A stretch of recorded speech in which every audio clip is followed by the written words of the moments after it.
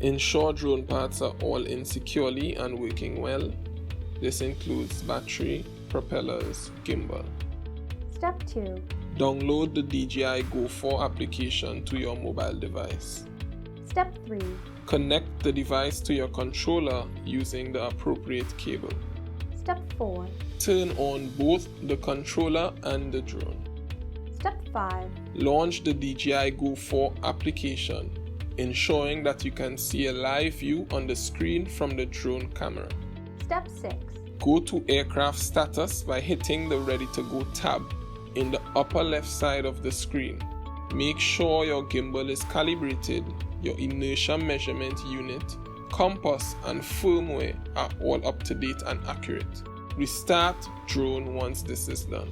Step 7. Ensure low battery setting is set.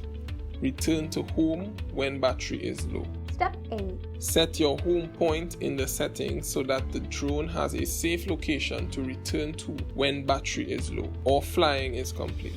You may also set the home point as the controller if you intend to move away from the point of takeoff and prefer that the drone lands where you are now located. Step 9. Set your maximum flight altitude based on the accuracy and level of resolution desired.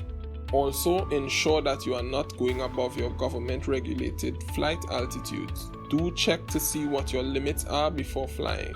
Step 10. Take off your drone and let it hover at shoulder height for about 10 seconds and monitor your mobile screen to see if any errors or alerts come up. Once no errors come up, you are good to go. Safe flying.